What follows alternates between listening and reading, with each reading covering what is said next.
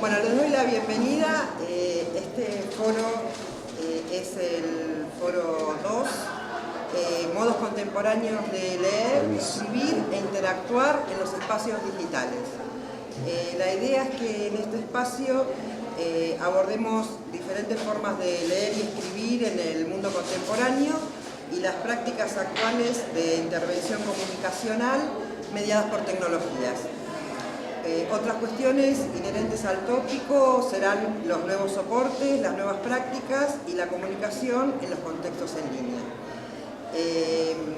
Voy a presentar primero a las expositoras. Son Guadalupe Álvarez. Guadalupe es doctora en Letras por la Universidad Nacional de Cuyo. Es profesora licenciada en Letras por la Universidad Nacional de Mar del Plata. Actualmente se desempeña como investigadora adjunta en el CONICET, es investigadora docente adjunta en el Instituto del Desarrollo Humano de la Universidad Nacional de General Sarmiento e investigadora en el Departamento TIC del Centro de Investigaciones en Antropología Filosófica y Cultural. Desde hace un tiempo está interesada en los procesos de enseñanza y aprendizaje mediados tecnológicamente, particularmente en ámbitos universitarios. En la actualidad, estudia los modos de integrar las tecnologías digitales e interactivas en propuestas didácticas orientadas a facilitar el desarrollo de las habilidades de lectura y escritura en la universidad. Gisela Schwartzman es máster en Enseñanza y Aprendizaje Abiertos y a Distancia por UNED, España, licenciada en Ciencias de la Educación de la UBA, coordinadora pedagógica del proyecto de Educación y Nuevas Tecnologías de PEN Flaxo desde sus inicios hace 10 años que acaban de cumplir, ¿no? Hace poquito.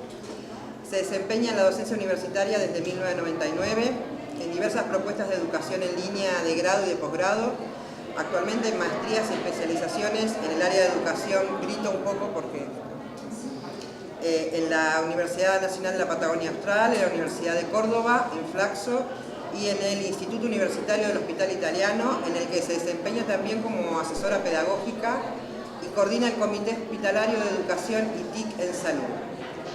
Publicó capítulos en obras colectivas y artículos en revistas en temas de educación a distancia, educación en línea, didáctica, formación docente y nuevas tecnologías. Es compiladora del libro de educación a distancia, de la educación a distancia a la educación en línea, aportes a un campo en construcción, que está actualmente en prensa, ahí nuevito, ¿no? Bueno, y Sara Pérez, doctora en Lingüística por el Colegio de México, magíster en Lingüística también por el Colegio de México, licenciada en Letras por la UBA, actualmente nuestra secretaria académica de acá de la Universidad Nacional de Quilmes, docente investigadora también de la Universidad Nacional de Quilmes, es directora del programa de investigación Tecnologías Digitales, Educación y Comunicación, Perspectivas Discursivas, Sociales y Culturales, también de acá de la Universidad de Quilmes. Fue directora académica del programa de educación no presencial Universidad Virtual de Quilmes en el periodo 2004-2008. Se desempeña también como profesora asociada en la UNQ en cursos de grado y posgrado. Bueno, es compiladora y autora de libros y artículos sobre educación en entornos virtuales. Bueno,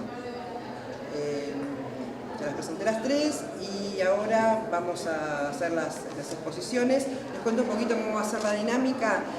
Van a exponer ellas tres, 15 minutos en lo posible cada una, y después vamos a hacer las preguntas y abrir el debate en orden para cada una, así hacemos el tiempo justo, que no haya más tiempo para una que para otra.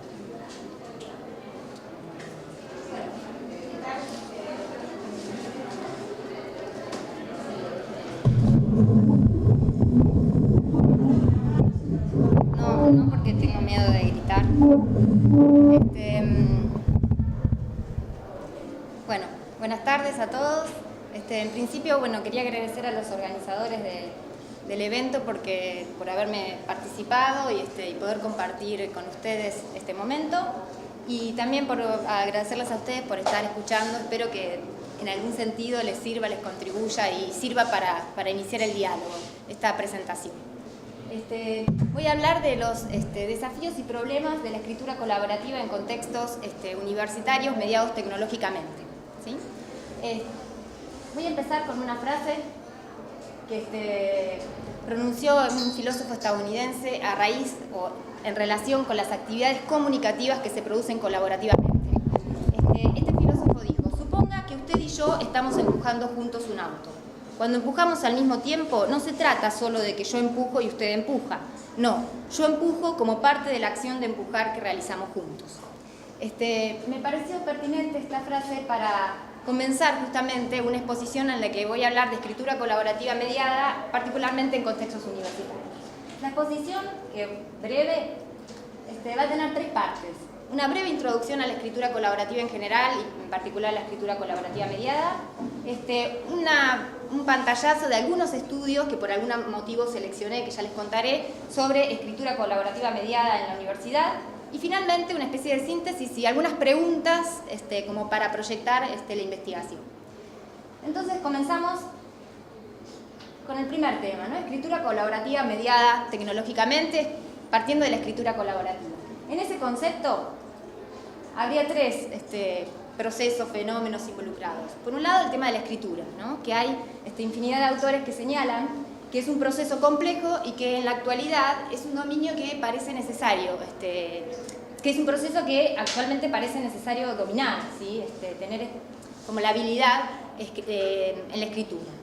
Ahora, desde hace un tiempo esta parte, ya en los 90, varias investigaciones señalan que sobre todo en ámbitos profesionales y académicos, las prácticas de escritura, en las prácticas de escritura aparece lo que se llama escritura grupal o escritura colaborativa, ¿sí? Y esto suma complejidad ya a la complejidad que tiene el proceso de escritura individual.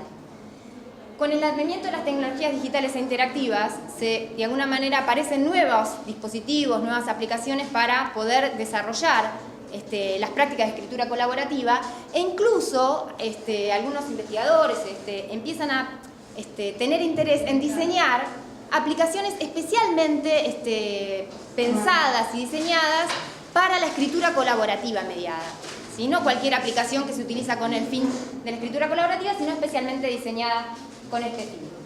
En este sentido, aparece la necesidad de reflexionar sistemáticamente sobre la práctica de escritura colaborativa mediada. Esta necesidad fue señalada ya hace mucho tiempo en un libro, que ustedes tienen el título ahí, a cargo de Mike Sharpless. Lo que dicen estos autores en este texto es que hasta el momento de publicación del libro hay mucha investigación en escritura particularmente individual, ¿sí? Y poca investigación en escritura colaborativa y menos en escritura colaborativa mediada tecnológicamente o que integra o realizada mediante tecnología. Y ellos dicen que ante la necesidad de diseñar un programa especial para este tipo de prácticas es necesario sistematizar el estudio sobre aspectos cognitivos y sociales que están involucrados en esta práctica. Entonces señalan una serie de temas que podrían ser interesantes de investigar, ¿sí? Y los dividen en ejes, que son los temas involucrados con la tarea, los temas relacionados con la dinámica del grupo en la escritura colaborativa mediada, los temas vinculados con las representaciones que tienen las personas, y me falta uno, los temas vinculados con la comunicación, con el modo en que se comunican las personas que están interviniendo en la práctica, ¿sí? Y a partir de ahí señalan una serie de temas, como por ejemplo la necesidad de estudiar el conflicto en este tipo de intercambios, la necesidad de estudiar cuáles son los roles y cómo se distribuyen en este tipo de prácticas. Y lo que dicen en realidad cuando terminan de señalar los diferentes temas es que este listado se va a ver modificado en la medida en que las personas empiecen realmente a participar de prácticas colaborativas, prácticas de escritura colaborativa, y en la medida en que aparezcan nuevas aplicaciones y herramientas para este tipo de prácticas. Y realmente si uno hace un relevamiento de la bibliografía actual sobre el tema, ve que sucedió lo que ellos anticiparon. Digamos, han aparecido diferentes investigaciones sobre escritura colaborativa en ámbitos educativos o en ámbitos que no son formativos, ¿sí? Por ejemplo, estudios que trabajan el modo en que se lleva a cabo la escritura en el entorno Wikipedia. Hay, por ejemplo, investigadores alemanes que estudian cómo se vinculan las estrategias individuales con las estrategias de trabajo colectivo en Wikipedia, ¿sí? Un trabajo muy interesante. Entonces, uno ve que ha habido un desarrollo de las prácticas de escritura colaborativa, de las tecnologías y también de la investigación. Si uno hace un registro en diferentes trabajos que abordan el tema de la escritura colaborativa, lo que nota es que no hay una definición exacta o hay ciertos acuerdos respecto a lo que es la escritura colaborativa. Por ejemplo, muchos autores señalan que esta práctica es una práctica muy compleja en la medida en que combina las estrategias de la escritura individual con las de la escritura grupal, ¿sí? Y que parte de esta complejidad se debe a que el texto que se produce tiene que ser el resultado de un acuerdo, ¿sí? De alguna manera o en algún sentido entre los que participan de la escritura y que por lo tanto está involucrado el tema de la negociación, lo que aporta a la complejidad. Y también se nota o se verifican los trabajos que hacen foco en diferentes estrategias de la escritura colaborativa. Por ejemplo, estrategias vinculadas con la tarea y con cómo se asignan los roles de editor, autor, revisor, estrategias vinculadas con la actividad, con las diferentes etapas involucradas, por ejemplo, la generación de ideas, la planificación, la escritura en sí misma, la revisión o edición, ¿sí? Estrategias vinculadas a cómo se da el proceso de revisión, de control del texto, si es un proceso que recae en una persona o realmente recae en varias personas de manera colaborativa. Estrategias vinculadas con la escritura en sí, ¿sí? Si afecta a la escritura a una persona, ¿sí? Está centrada en una persona, o si hay diferentes escritores que participan en diferentes partes del proceso, o si realmente es una tarea conjunta, ¿sí? Esto es lo que uno puede reconocer en diferentes textos que trabajan sobre escritura colaborativa. Lo que me interesa a mí particularmente es reflexionar sobre la escritura colaborativa mediada tecnológicamente en contextos universitarios, ¿sí? Ahora pasamos a la siguiente. Le explico por qué. ¿Por qué me interesa este tema? Tema que debo confesar que no hace tantos años que vengo trabajando, sino que me ha interesado sobre todo este año, que he estado muy preocupada por hacer un relevamiento de estudios y pensando de qué manera puedo diseñar un trabajo de investigación, cuál es la metodología más adecuada para este trabajo. Entonces le cuento un poco cuáles son algunos, es decir, no voy a hacer un panorama exhaustivo de los estudios, sino hice una selección que me parece interesante porque señala diferentes aspectos que uno debe tener en cuenta si va a hacer una investigación en escritura colaborativa. En principio les cuento por qué me parece interesante trabajar en escritura colaborativa en contextos universitarios. Por un lado, hay una cuestión que tiene que ver, como decíamos antes, que las prácticas grupales son muy comunes, sobre todo en ámbitos académicos y en ámbitos profesionales. Es decir, muchas de las prácticas, hay estudios incluso que indican, hay un estudio que trabajó con 700 profesionales de diferentes áreas que tienen tareas de escritura en su actividad profesional y como el 97% señala que gran parte de las tareas de escritura son tareas de escritura grupal, ¿sí? Esto es por un lado. Y por otro lado hay infinidad de estudios, uno por la cantidad de estudios podría decir que ya son infinitos, que señalan dificultades que tienen los estudiantes universitarios de pregrado, de grado e incluso ya proyectos y programas de investigación dedicados a estudiantes de posgrado, que señalan las diferentes dificultades que tienen para las tareas de escritura académica. Y hay estudios que empiezan a señalar que el tutoreo entre pares y que la escritura colaborativa podría contribuir al mejoramiento de la producción escrita, ¿sí? Estos son dos de los motivos por los que me resulta interesante estudiar este tema. Les menciono algunos trabajos que, por motivos que les voy a contar, me parece interesante compartir con ustedes. En principio, un estudio que ya a esta altura es viejo, ¿sí? Pero después les voy a decir por qué lo comparto, de una investigadora argentina que hace tiempo está radicada en Suecia y que ella lo que se propone es estudiar la diferencia entre las prácticas de escritura colaborativa en el ámbito, realizadas de manera presencial y online, ¿sí?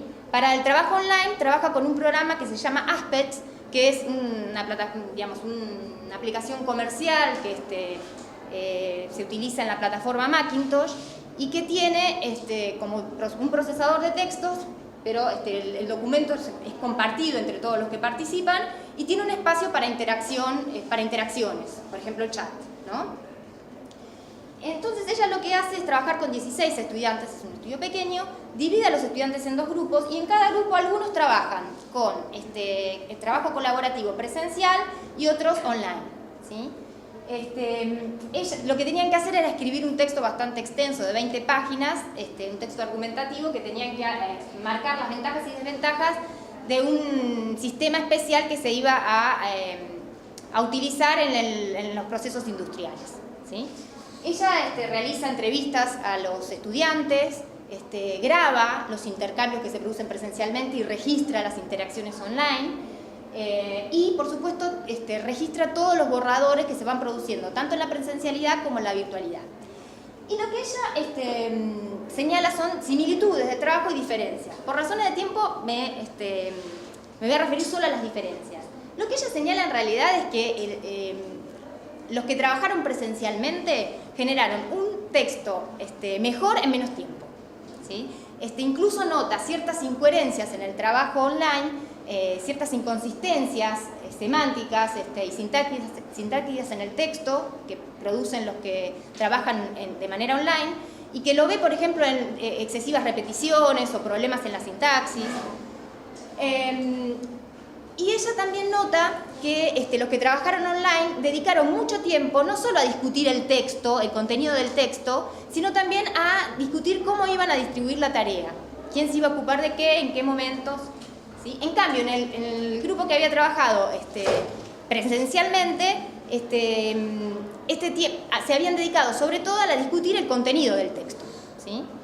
Y ella lo que concluye es que en realidad un aspecto que me parece importante tener en cuenta, aunque parezca tan evidente, pero que es un aspecto importante tener en cuenta al pensar en prácticas concretas y en investigación en escritura colaborativa, es que los estudiantes que estaban trabajando con tecnologías de escritura colaborativa no estaban familiarizados todavía con este tipo de tecnologías. Entonces trataban de transponer las prácticas o las rutinas, ¿sí?, sociales y cognitivas que conocían de la presencialidad a la virtualidad, que estaban tratando de adaptarlo y al mismo tiempo generando nuevas formas de escribir de manera colaborativa, pero de manera virtual. Y esto es lo que llevaba a perder mucho tiempo en la discusión y eso redundó fue negativo para el texto que se produjo. Este aspecto de la familiarización y de la apropiación de las tecnologías, pero particularmente estas tecnologías para el fin de la escritura colaborativa, me parece importante tenerlo en cuenta, aunque parezca algo tan evidente. El segundo estudio que voy a mencionar aquí llega a unas conclusiones totalmente distintas. Es un estudio ahí tienen el título, de Pasi y Schwartz, son dos investigadores israelíes, que ellos, lo importante de destacar aquí, que me parece que tiene por ahí que ver con el tipo de conclusión a la que llegan, que se ocupan mucho de seleccionar a los estudiantes con los que van a trabajar. Sobre todo de seleccionar a aquellos estudiantes que tienen una habilidad para el trabajo con tecnologías muy alto. Es decir, administran diferentes cuestionarios para cerciorarse de que realmente el grupo de estudiantes con los que hacen la experiencia manejen mucho las tecnologías, que ese no sea un problema. Y luego trabajan con grupos de 2 o 3 estudiantes que tenían que elaborar un texto, un informe académico. Algunos trabajan presencialmente, del mismo modo en el que el autor anterior, y otros trabajan de manera virtual, no con el programa Aspect, sino con el programa Group, que es parecido al anterior en el sentido que tiene un espacio para compartir el documento, tiene un espacio para la comunicación, chat y foros, pero también tiene un espacio para compartir, por ejemplo, búsquedas en internet y materiales de los cuales uno dispone, ¿sí? Los autores analizan la producción escrita a partir de un instrumento que se llama ClassWAP, porque justamente tiene 2 dimensiones, que es analiza la calidad de la escritura y los aspectos cognitivos vinculados con la escritura. Los autores se centran en la escritura en sí y toman diferentes parámetros que ustedes pueden ver ahí: la calidad del cumplimiento de la tarea, la estructura del texto, la adecuación del lenguaje y del destinatario, la consistencia de la argumentación y de la idea central, la gramática y la edición del texto, y misceláneas, en el cual incluyen originalidad, fuentes utilizadas, maduración intelectual. Lo que los autores notan, a diferencia de la autora anterior,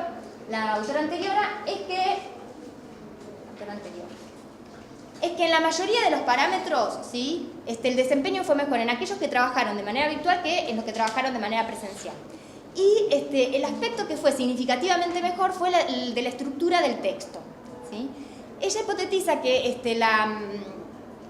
las tecnologías que están siendo utilizadas favorece la generación de más borradores y que eso tiene efectos positivos en justamente en la estructura global, en la coherencia global del texto y en la estructura del texto.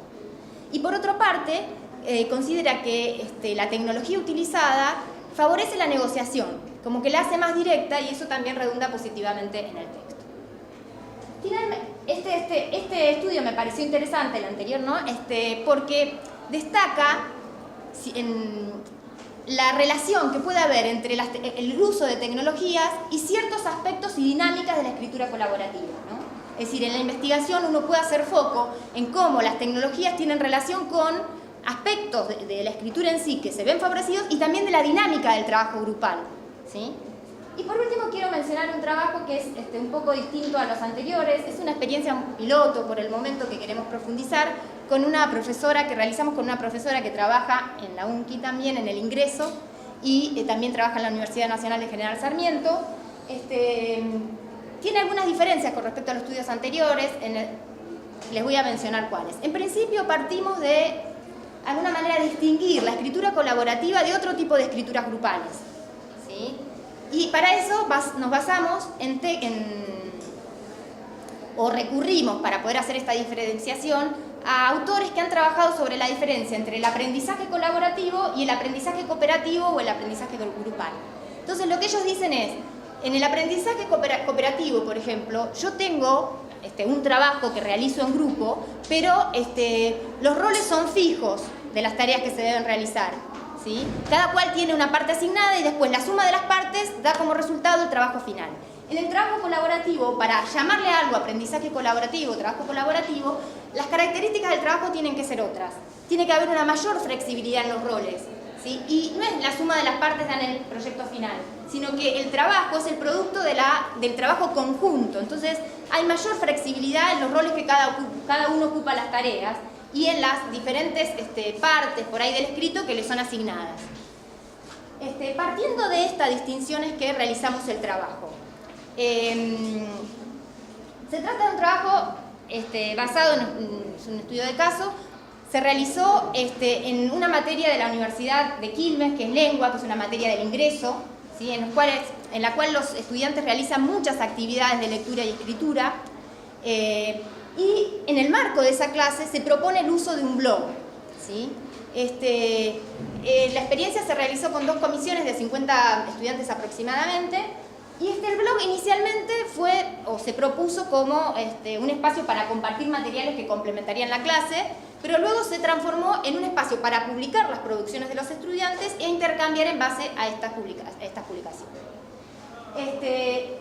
A lo largo de la experiencia se pueden reconocer diferentes etapas, ¿sí? Y por supuesto que la intervención de la docente fue muy importante para establecer estas etapas. En principio podemos hablar de una etapa de revisión individual. ¿Por qué? Porque la docente, a partir de las consignas que se proponían en el trabajo en clase, sugería ciertos cambios a los estudiantes y luego tenían que publicar ese trabajo revisado en el blog, ¿sí? A partir de se distinguían los trabajos o se colocaban en diferentes carpetas según las consignas, ¿sí?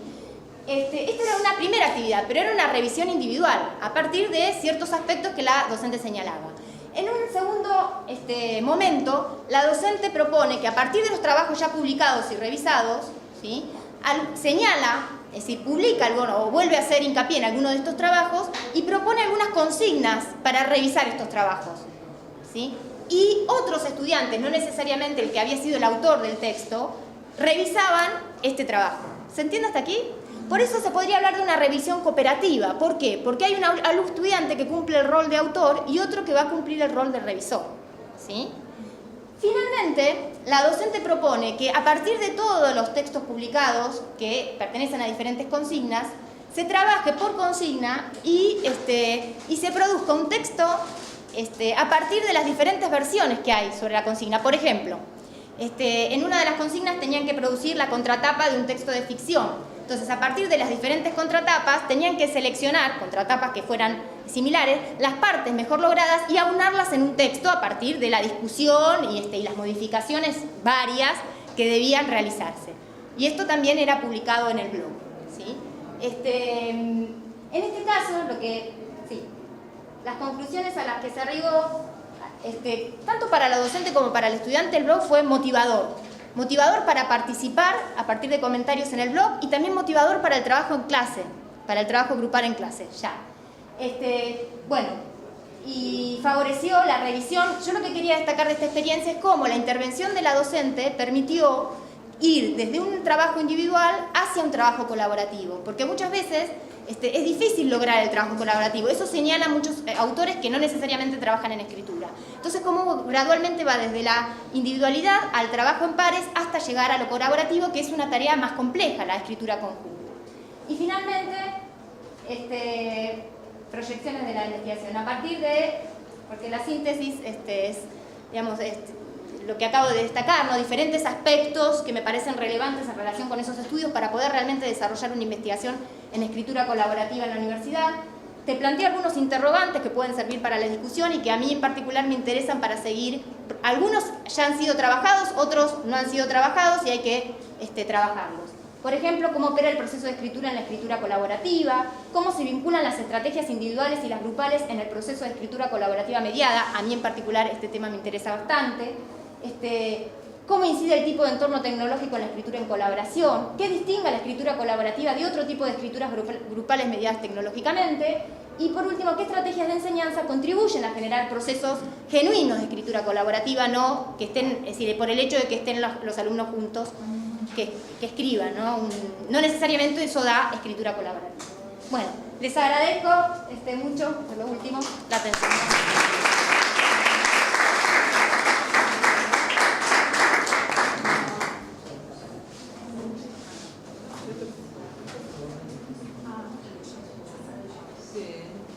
Habría que ver cuál. ¿Cuál es? Sí. Ah, ya está. ¿Vas a pasar vos? Sí, sí. Vos podés. Espera que lo pongo. Ah, está. No funciona. Espera. No, yo lo pongo. Mira acá. Espera.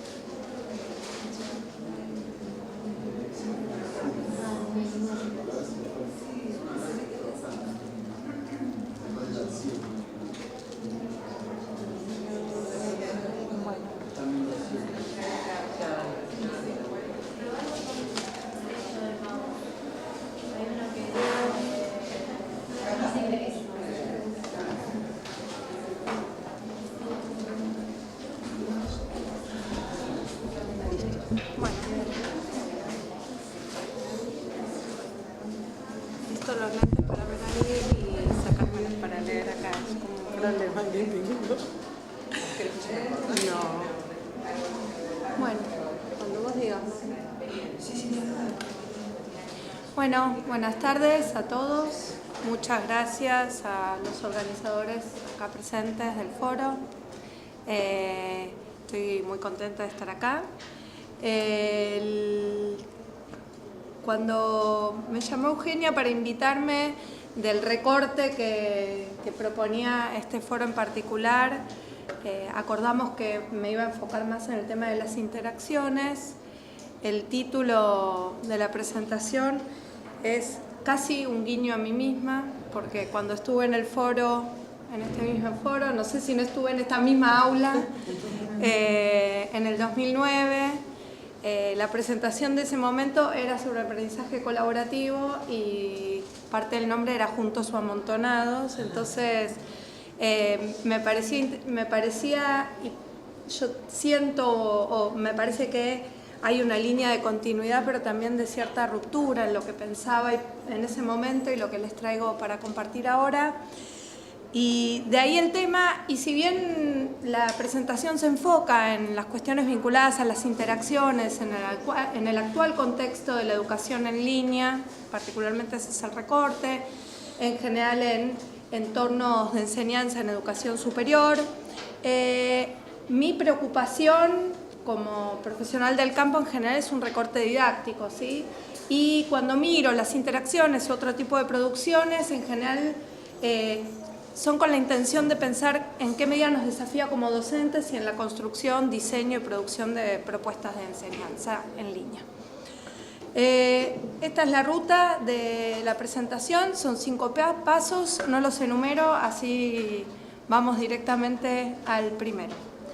me parecía importante hacer un pequeñísimo rodeo de plantear desde dónde estoy pensando en las tecnologías cuando estamos hablando de educación en línea.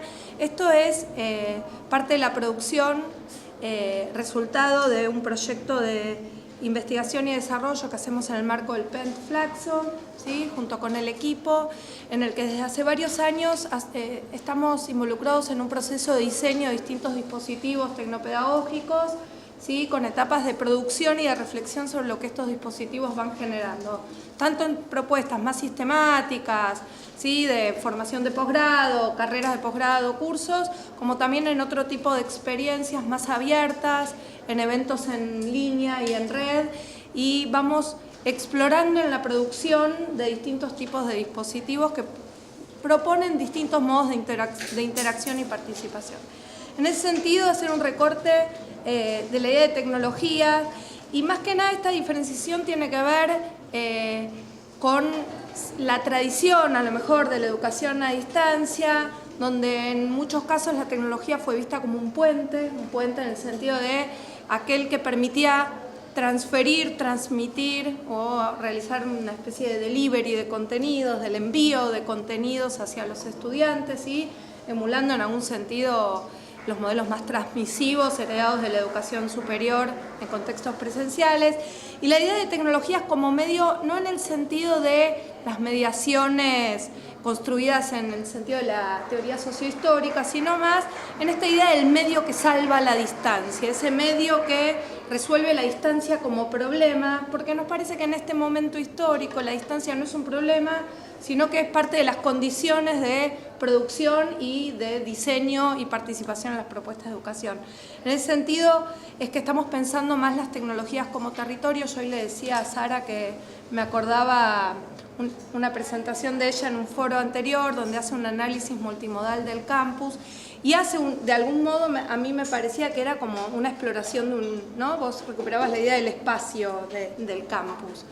Y en ese sentido, pensar las tecnologías como territorio nos permite pensar en cuál es el punto de encuentro de los distintos actores que participan de las propuestas de educación en línea, ¿sí? Es un espacio al que se accede, en el que la gente se encuentra, en el que se comparte, en el que se produce, ¿sí? Hay un espacio para el encuentro y es allí donde suceden los procesos educativos.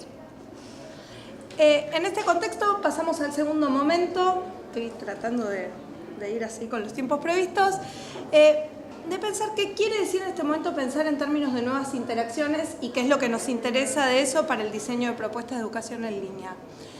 En principio estamos en un momento donde, no porque sea nuevo en sí mismo, pero sí hay un reconocimiento y una mirada a lo multimedial, lo multimodal, los múltiples géneros discursivos, ¿sí? Y además un reconocimiento de estos diversos modos, no solo en la producción de contenidos de la universidad o de la institución o organización que gestiona la propuesta, sino también en los modos en que los participantes, los distintos participantes, los estudiantes, producen ellos también significados, ¿sí? Interactúan con otros, ya no es solo a través de producciones textuales, sino que son muchas veces producciones que van por un lenguaje alternativo o producciones que se complejizan y apelan a diversos modos comunicacionales en la construcción de los mensajes de los alumnos.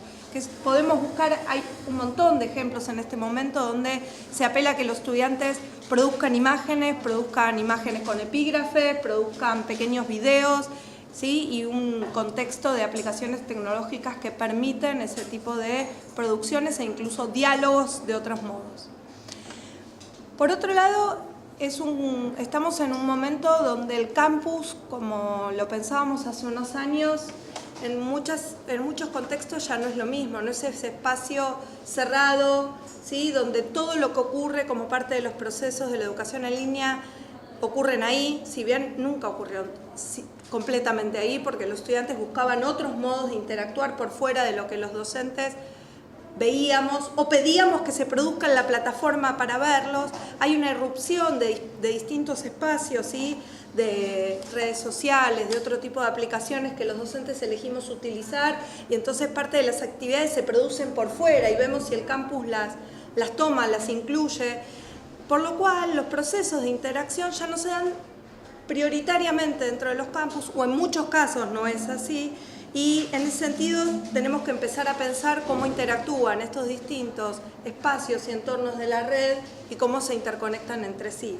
En ese sentido, habría que empezar a definir qué grado de porosidad queremos que tengan nuestros entornos, ¿sí? Seguimos trabajando desde entornos centralizadores de las propuestas, y en algunos casos son entornos que permiten que parte de lo que se produce ahí se vea afuera o afuera de ese entorno, ¿sí? O que parte de lo que se produce afuera es tomado o recuperado por el entorno cuando embebemos o incrustamos parte de lo que se produce, ¿sí? Como parte de las interacciones de los actores en otros espacios, y es posible verlo dentro del entorno al que solemos llamar campus, y obviamente de afuera adentro y de adentro afuera.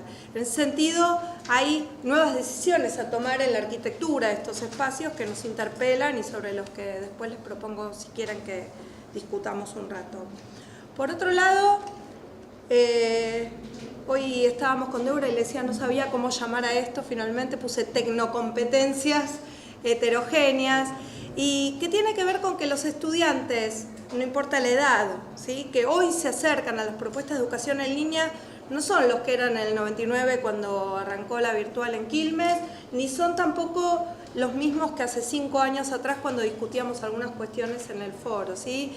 Las competencias de uso de ciertas aplicaciones en gran parte de la población están más desarrolladas, hay un manejo, las aplicaciones evolucionaron hacia usos más intuitivos y las personas nos manejamos con mayor competencia. A pesar de eso, sigue habiendo experiencias heterogéneas en los participantes, y debemos seguir pensando qué implicaría esto. Por otro lado, estamos pensando en, además de que son usuarios más formados en cuestiones más instrumentales, también empieza a circular otras cuestiones vinculadas a participaciones en las redes por fuera de las propuestas de educación en línea que también se van masificando, ¿sí?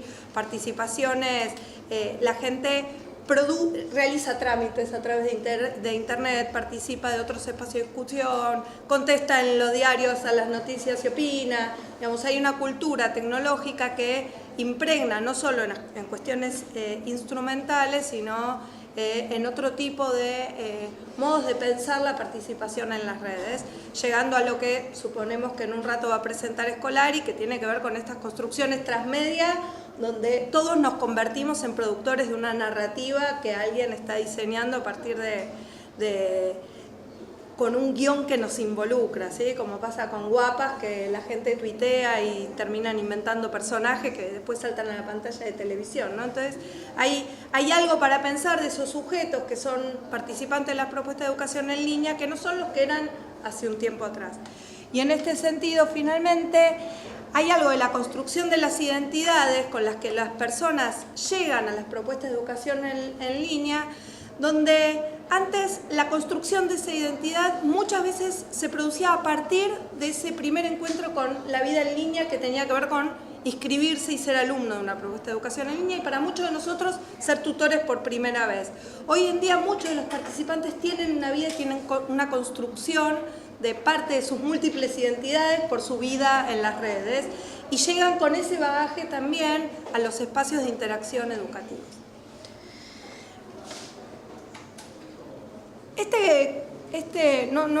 No podría llamarlo contexto ni caracterización, sino estos rasgos que elegí recuperar generan algunas tensiones para la educación en línea que es interesante pensar, algunas vinculadas con el concepto de ubicuidad, que estuvo de moda, ahora ya viene como bajando la cuesta, ¿sí? Pero de lo que me interesa rescatar en relación a las interacciones, dos cuestiones respecto de la ubicuidad, que tiene que ver con que muchas veces las interacciones son efímeras y dispersas, ¿sí? Efímeras en un contexto donde está la capacidad que tenemos de producir y acumular contenido y mensaje, ¿sí? Por la movilidad, porque ahora los estudiantes pueden capturar imágenes en todos lados y grabar y llevar y con el dispositivo móvil, y entonces cómo lo usamos, ¿sí?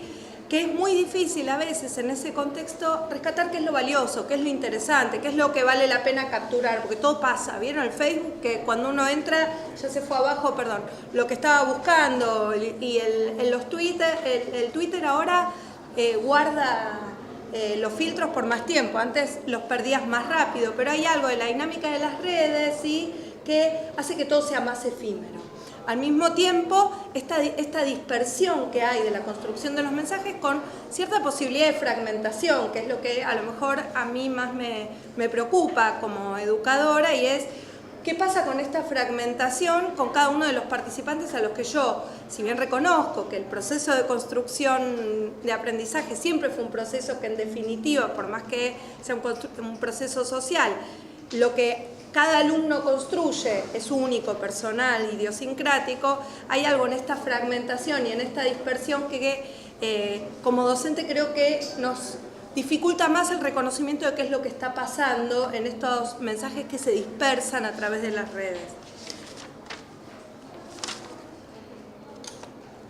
En ese sentido, una de las cuestiones que yo les quería proponer para que conversemos es, con estos rasgos y estas tensiones, ¿qué podemos pensar en términos de propuestas educativas que contemplen estos nuevos modos de interactuar junto con los viejos, ¿sí? Porque nos siguen preocupando las cuestiones tradicionales de la relación docente-alumno, de cómo se vinculan los alumnos entre sí, de cuándo realmente hay una colaboración genuina y negociación de significados, y cuándo lo que están haciendo es agarrar pedacitos de cosas y armar un collage que no termina de construir coherencia. Entonces, cuándo elegimos una cosa u otra en función de las necesidades pedagógicas, de los propósitos, del proyecto filosófico, político, ideológico en el que estamos trabajando. El siguiente.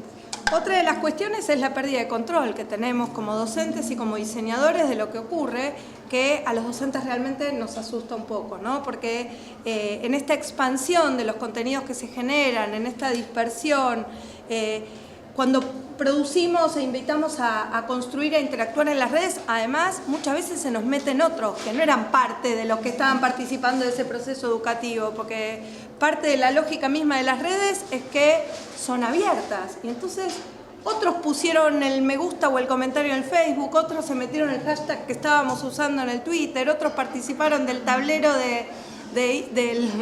del Pinterest, y de repente hay otros que están participando del proceso educativo sin ser parte de aquellos que yo estaba considerando como actores que formaban parte de mi propuesta. En ese sentido, a los docentes que nos gusta en general tener todo bajo control, hay algo de esto que nos interpela y que nos lleva por lo menos a preguntarnos qué tenemos que hacer con esto, si preocuparnos o dejarnos llevar por esta situación, o cómo poder comprender qué es lo que nosotros debemos recortar para los procesos educativos que estamos llevando adelante. Quizás una de las preocupaciones es, ¿vieron la imagen de el docente cierra la puerta del aula y adentro del aula hace lo que quiere? Una de mis preocupaciones es que la tentación sea volver a encerrarnos en las aulas en línea, virtuales, ¿sí? Cerremos el campus y que nadie salga, porque ahora podemos hacer eso también, ¿sí? Poder pensar en términos de cómo cerramos el entorno virtual.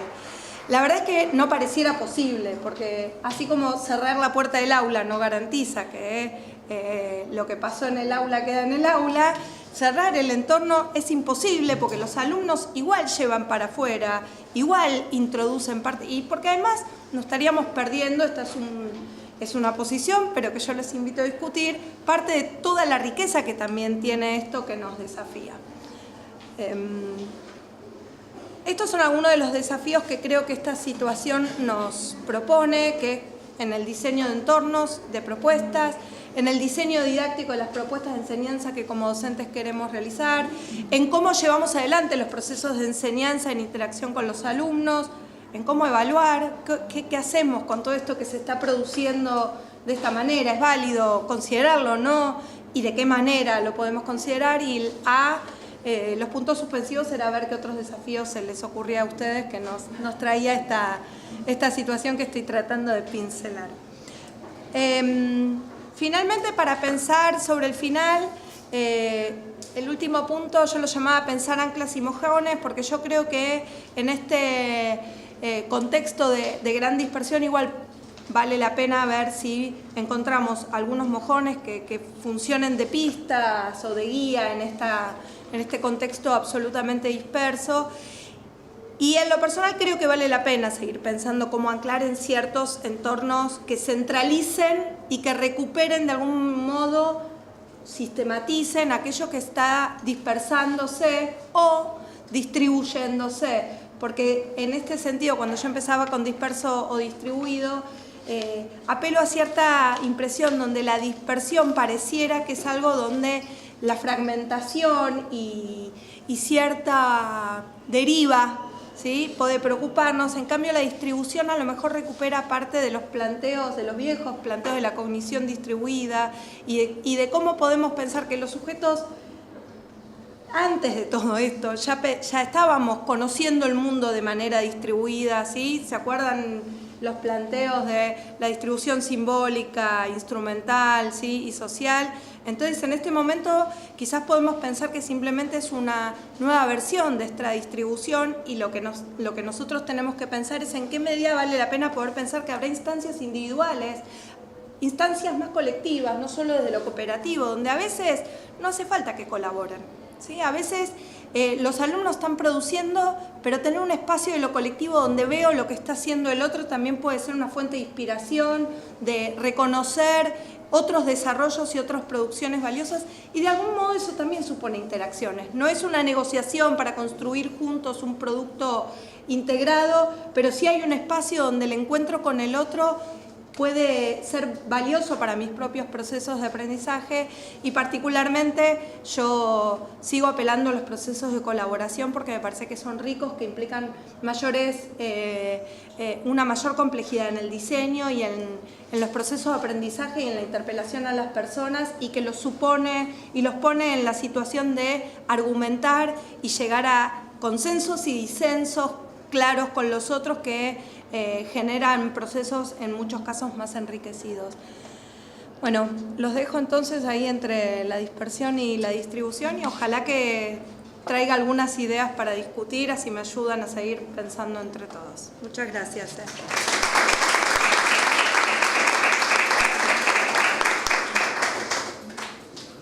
¿Estuve bien con los tiempos, María? Sí, muy bien. 5 minutos. Perdón. Muy bien, bueno. No, muy bien. No tengo idea.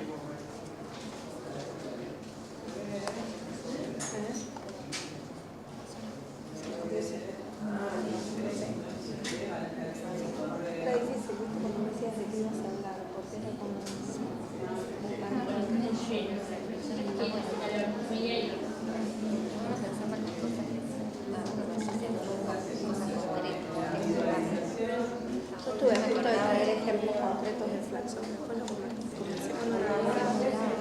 No, y le pareció que políticamente demás. Si después surge...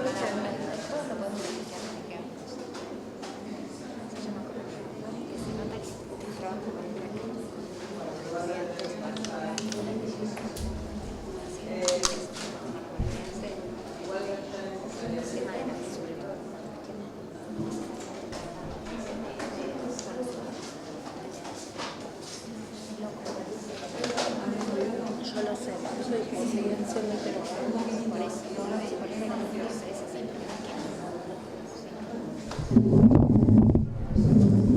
Bueno, buenas tardes. Aquí estamos de nuevo, otra vez en el foro, y como yo soy una persona perseverante, para no decir terca, voy a seguir tratando de convencerlos, de convencerlas de que podemos pensar los procesos de enseñanza, de aprendizaje y de interacción en los entornos virtuales de aprendizaje de otra manera, o aportar al conocimiento de esos procesos si los miramos desde una mirada discursiva, comunicacional, y en lo que a mí concierne, como algunos saben, desde una semiótica multimodal, haciendo un humilde aporte a un debate que, bueno, ustedes ya pudieron escuchar desde ayer con la conferencia de la profesora Judith. Nosotros en la universidad venimos tratando de pensar este marco teórico, digo pensar y ejercitar, porque creo que aún no hemos desarrollado, o yo en lo personal no considero haber desarrollado una propuesta de abordaje teórico lo suficientemente sólida. Sin embargo, me parece que proponernos pensar esto vale la pena y puede iluminar y puede hacer algo que para mí siempre es necesario y no sé si está bien, que es ordenar de alguna manera la forma de empezar a producir conocimientos y compartirlos sobre este campo. Y para esta oportunidad, donde también Eugenia de alguna manera nos invitó a pensar el foro y a ver cómo lo armábamos y cómo podíamos hablar, se me ocurrió, porque la verdad es que no es estrictamente una parte de la investigación, pero es lo que vengo haciendo para este foro, para pensarlo, es a partir de algunas cuestiones básicas de la semiótica multimodal, algo que me gusta pensar hace un tiempo y que es comparar mi propia experiencia como docente presencial con mi experiencia como docente en entornos virtuales. Yo dicto materias en grado y posgrado de las dos maneras, entonces me parecía como una forma, por lo menos un poco más divertida y productiva también para mi propia práctica, pensar desde esta perspectiva teórica y ver qué podía sacar de todo esto. Bueno, ustedes posiblemente no tienen por qué conocer la semiótica multimodal y a quienes ya la conocen les pido disculpas porque quizás les suene repetidos algunos de estos conceptos, pero para la semiótica multimodal, uno de cuyos autores centrales es Günter Kress, efectivamente la comunicación puede ocurre siempre por medio de textos, y un texto de alguna manera es el lugar en el que, como allí se plantea, emergen, cuando dice discursos inmateriales, lo que está queriendo decir este autor es un conjunto de discursos, de saberes acerca del mundo. Y tanto para Kress en su obra actual, como para otros autores como Van Leeuwen, la propia Jewett y toda esta tradición, es importante pensar que todos los textos son en algún sentido multimodales. Ahora nos vamos a estacionar acá un poquito. Y de hecho, parte de las reflexiones y de los desarrollos de esta teoría han tenido que ver con la irrupción de las tecnologías digitales, con ponernos a pensar las comunicaciones de otra manera. Si nosotros pensamos nos proponemos pensar la producción o la comunicación en cualquier entorno, sea un entorno digital, sea un entorno virtual, sea en el día a día, esta teoría va a pensar que los textos o la comunicación se puede entender como un tipo de práctica social en un nivel muy básico de definición de práctica social, ¿sí? Cosas que la gente hace para, por y con otros en la medida en que siguen patrones reconocibles, ¿sí? Lo que hacemos todos los días, que reconocemos como algo habitual. Ahora bien, toda vez que nos comunicamos, esto acontece en tanto práctica social y acontece siempre, voy a dejarlo aquí como un punto para considerar más adelante, en un campo de poder, ¿sí? No podemos dejar de lado que esta práctica social siempre acontece allí. En este sentido, entonces, yo voy a permitirme articular una propuesta, una mirada discursiva con la de la semiótica social y prometo que la parte teórica, por ser en la hora de la siesta, va a ser muy breve. Y en este sentido, entonces, para poder pensar lo que estamos charlando, me interesa hacer énfasis en un planteo que hacen los estudios críticos del discurso que dicen que cada vez que hablamos, que escribimos, que nos comunicamos, esto tiene efectos en la realidad. Entonces, cada vez que yo hablo, propongo una idea acerca del mundo, construyo representaciones acerca del mundo, pero también cada vez que hablo digo algo de mí misma, o sea, construyo mi identidad y propongo un tipo de relación con el otro. Y esto acontece siempre, en una clase, en una charla de una mamá con una hija, en una asamblea universitaria, en un foro donde yo hablo y yo estoy construyendo, no solo les estoy hablando acerca de la semiótica multimodal, sino que les estoy presentando me estoy desplegando identitariamente ante ustedes y estamos construyendo algún tipo de relación de alguna índole en este propio intercambio comunicacional. Entonces la idea es empezar a mirar estos procesos y estas prácticas discursivas que aparecen a partir de la irrupción de las tecnologías digitales y en particular estas prácticas que aparecen en los entornos virtuales de aprendizaje. Antes de pasar a las siguientes categorías, me voy a permitir recordar un planteo que hace el mismo Günter Kress, que es yo creería, hoy me atrevo a decir, por lo menos para mí, que es el autor, el teórico más importante de esta teoría, que, disculpen si hay algún otro lingüista, perdón, pero que va contra toda la teoría saussuriana del padre de la lingüística. Empieza diciendo que la comunicación y el signo no son nunca arbitrarios, que cuando uno produce un discurso, el texto, la palabra, es siempre motivado. El que habla dice siempre lo que quiere decir, consciente o inconscientemente, le digo a la colega psicóloga, pero el que habla dice lo que quiere decir. Y para decir eso que quiere decir, y después voy a volver sobre estas dos categorías, lo que hace el hablante, el escribiente, la escritora, la actora, es ir a la realidad y tomar un recurso semiótico y significar. Entonces, cuando yo quiero comunicar algo, si quiero comunicar que tengo sed y que se acabó el agua, levanto el vaso y uso este vaso y este movimiento como un recurso para comunicar lo que quiero decir. Cualquier elemento de la vida material puede convertirse en un recurso semiótico. Puedo comunicar recurriendo a cualquier cosa. ¿Sí? Los seres humanos, por miles de años, afortunadamente, hemos recurrido al lenguaje, que es una herramienta fascinante, pero lo que dice esta teoría es una herramienta fascinante, no es la única, y quizás no sea la más útil para cada cosa que querramos comunicar. Hay cosas que quizás las podemos comunicar mejor mediante otros recursos semióticos.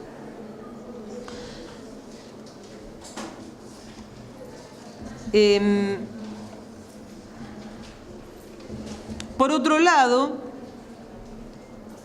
esta teoría nos va a hablar de los estratos de la práctica discursiva, que tiene que ver con entender ese momento en el que yo levanto el vaso como una práctica, pero pensar que este momento, que acá es muy fácil, porque soy yo la que sé lo que quiero decir, tengo el vaso a mano, levanto el vaso y me comunico, cuando esto se convierte en la producción de un blog, empiezan a aparecer otro montón de dimensiones, de momentos o de estratos en la producción del blog. Y si en lugar del blog es una página web o es un periódico digital, la producción todavía se vuelve algo más complejo.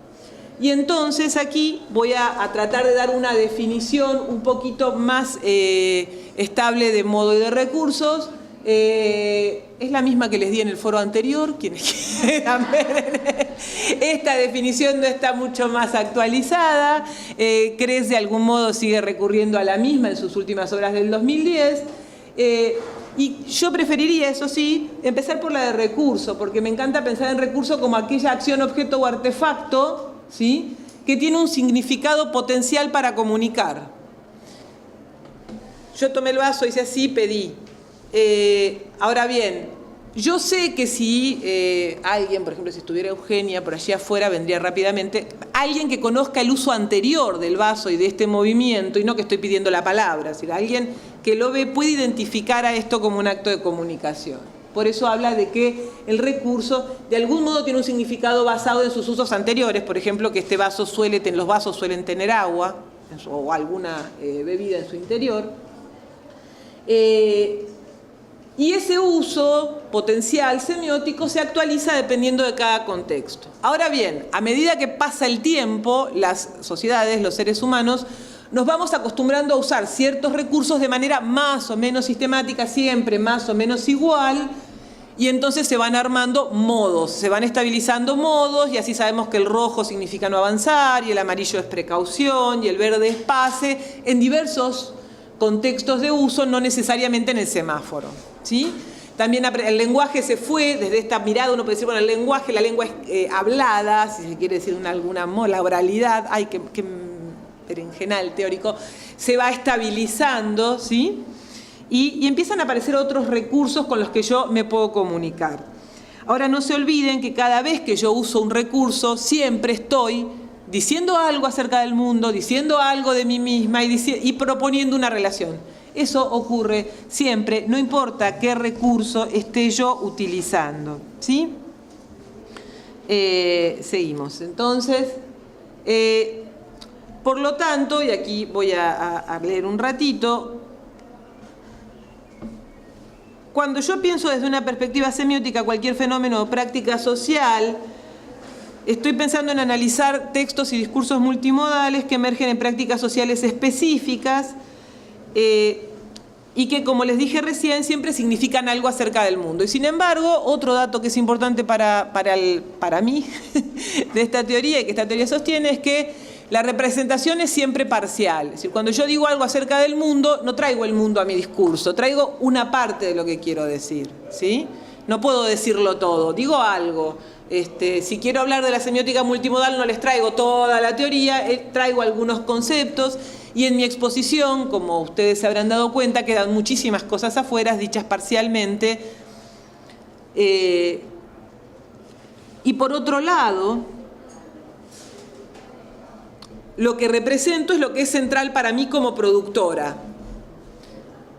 Y yo decía hoy temprano algo que es crucial en esta teoría, que es: yo hablo y digo algo porque me interesa decirlo, y para eso uso las palabras que me interesa utilizar, o las palabras, o las imágenes, o los colores, o lo que fuere.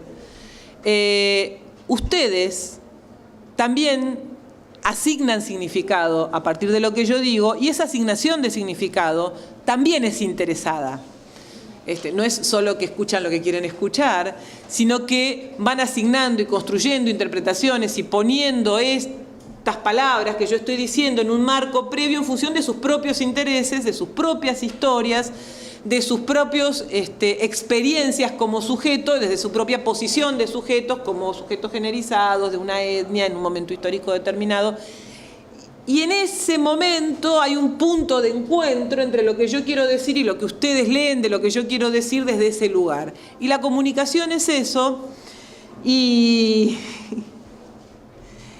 lo que nos cuesta mucho a los comunicadores, a los lingüistas, a las lingüistas, charlar a veces con algunos colegas pedagogos, es que es interesante pensar ese momento que es la clase, por ejemplo, como ese punto de encuentro discursivo en el que yo digo un montón de cosas parciales acerca de objetos que yo quiero comunicar, y quienes me escuchan o me leen construyen una representación siempre parcial e interesada de eso que yo estoy tratando de comunicar. Y en este punto, entonces, para esta teoría, el acto de significación o la construcción de significado supone que yo quiero decir algo, un discurso, ¿sí? Yo tengo algo que quiero comunicar. Para eso dispongo de un conjunto de recursos, ¿sí? Yo quiero dar una clase sobre lenguaje e ideología, que es lo que me pasó hace 2 semanas en el posgrado. Y para dar esa clase sobre lenguaje e ideología, bueno, leí un montón de cosas, se los puedo asegurar, pero después tengo que ver cómo comunico eso. ¿Y cómo lo comunico?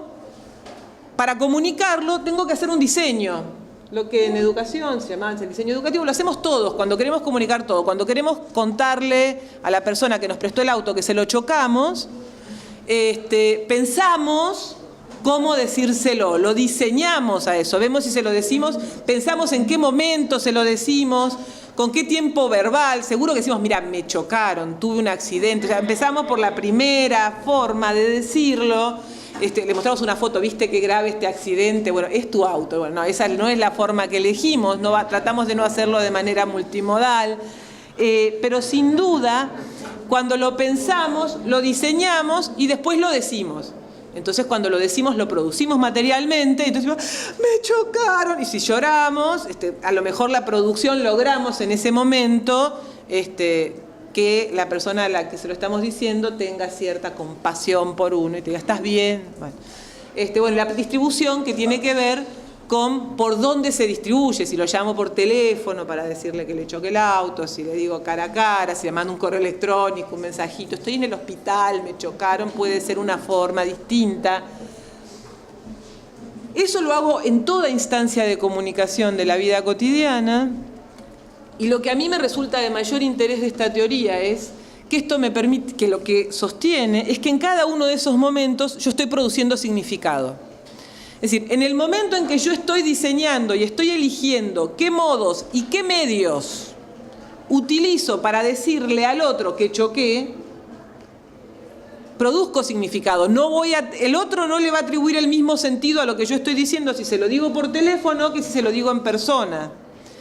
Y si se lo digo diciéndole me chocaron, que si digo, uy, me llevé puesto un árbol. Estaba distraída, justo estaba atendiendo el teléfono y entonces, ¿sí? En cada momento, en el momento en que lo produzco, en el momento material en que lo produzco, si lo digo tartamudeando, si lo digo llorando, si lo digo alegre, si lo digo triste, ¿sí?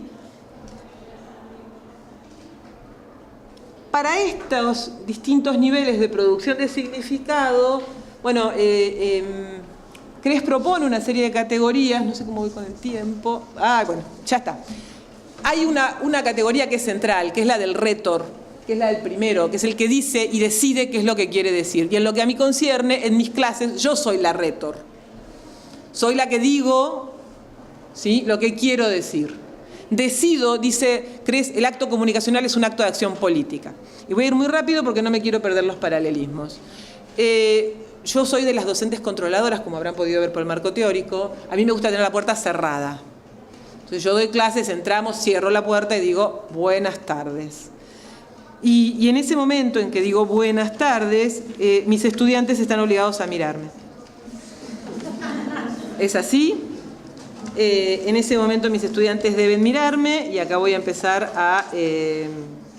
bueno, voy a tratar de hacerlo más breve, ¿no? Voy a hacerlo...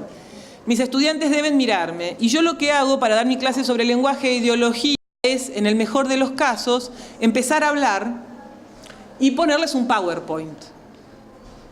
Pretendo, sí, a veces, pretendo que mis estudiantes no estén todos en Facebook o en Twitter, en el teléfono, cosa que puede ocurrir, sino que busco en su mirada que estén interactuando conmigo. Y esos estudiantes lo que están haciendo, mientras me escuchan, es tratar de leer lo que está pasando ahí, de no mirar lo que está afuera y de escribir, ¿sí?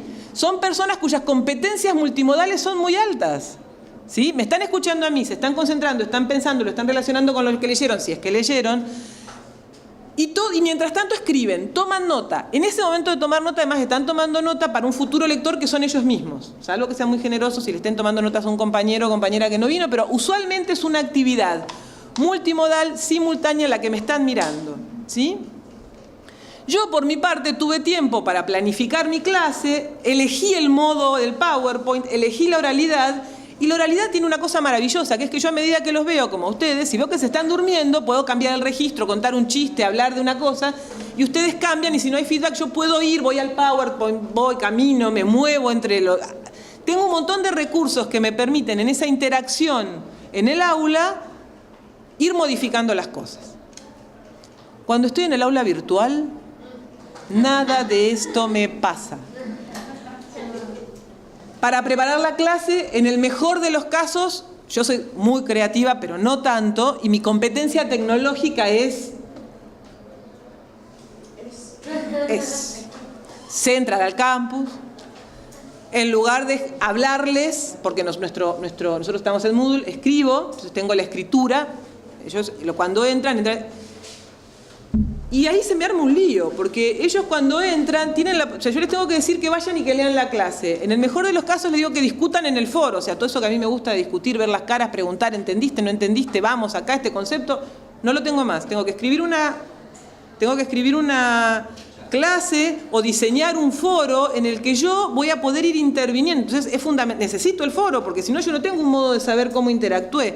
Pero ese foro está en otro lado. Primero les hablo del tema. Entonces, cuando yo diseño tengo que elegir ¿En qué modos? ¿Y con qué recursos? Y además tengo que dominar esos modos. Y además tengo que ver si me conviene que salgan o no del aula. Entonces le pongo un link a la página de Teun Van Dijk, que es bárbara. La página es hermosa. Se me van a ir, van a entrar a la página, se van a ir a leer la revista. No van a volver. No los voy a tener 2 horas como los tengo en el aula. Porque están en su casa cuando ellos reciben mi clase. Están en su casa abriendo la computadora, en short, en chancletas o en el teléfono. Yo tengo que encontrar un mecanismo. Tratar de pedirles que abran a la 1 de la mañana, que sea con música bajita. Y en ese momento tengo que tratar de tenerlos de algún modo agarrados a un lugar en el que van a hacer lo mismo que hacen acá, que es desarrollar sus competencias multimodales, leyendo, escribiendo y escuchando, pero lo que van a estar escuchando, o sea, los modos van a estar empezando a actuar de otra manera, ¿sí? Ya está. No está. Las conclusiones, las preguntas que yo vi, sí, porque vos te crees que esto que les dije lo saben todos. Lo que acabo de decir lo saben todos. ¿Cuáles son las preguntas que yo me hago? Primero, ¿aprenderán de la misma manera? ¿Aprenderán lo mismo mis estudiantes en entornos virtuales que en entornos presenciales? No me cabe duda que tienen las competencias multimodales que tienen en la presencialidad, en la no presencialidad. Pero la pregunta que más me angustia, y es la que les traigo aquí, es, son dos, en realidad son dos. Una es, ¿tiene sentido que aprendan lo mismo? ¿Por qué deberían aprender exactamente lo mismo de la misma manera? Y la segunda pregunta es, si aún así, si yo tuviera esa pretensión de que hubiera alguna cosa mínima que todos y todas aprendieran, ¿cómo hago yo como docente para que ese discurso, que son, si se quiere, dicho en currículum, los contenidos mínimos, sean puestos en despliegue y generen las interacciones, por lo menos parecidas, en un aula virtual de la que se me van, de la que se me escapan, en las que los tengo que estar trayendo todo el tiempo, en las que tengo que ver sus claves de lectura y en las que no los veo en esa interacción, en las que solo tengo como respuesta algo que no estoy acostumbrada en mi aula presencial, que es su escritura cotidiana. Porque en lo que sí cambia mi vínculo con esos estudiantes y esos estudiantes es que cuando ellos hablan y construyen identidad en el aula, me pueden poner cara, se pueden dormir, pueden levantar la palabra, pero cuando ellos interactúan conmigo en un entorno digital, lo único que pueden hacer es escribirme un correo a una persona que ellos no vieron, que no sabe dónde está y que no saben cómo lo va a leer. Entonces, mi propuesta es simplemente, con esto que es casi un anecdotario, invitarlos o invitarlas a que hagamos algunos recorridos sobre la semiótica multimodal y que las personas que saben bastante más que yo de educación vean que tenemos un poco para aportar en todo el conocimiento de todo lo que está pasando en estos entornos digitales.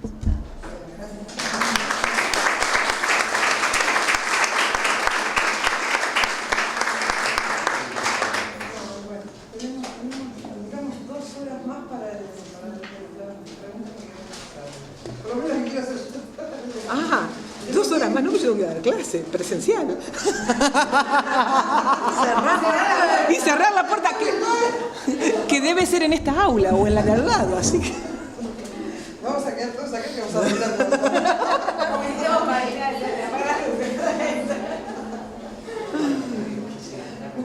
Bueno, tenemos 10 minutos para cada una. Bueno, pueden que les regalen. Bueno, si les parece, podemos hacer en orden, hablamos, debatimos primero sobre la exposición de Guadalupe, las preguntas que tengamos, o las inquietudes, digamos, si se esforzara.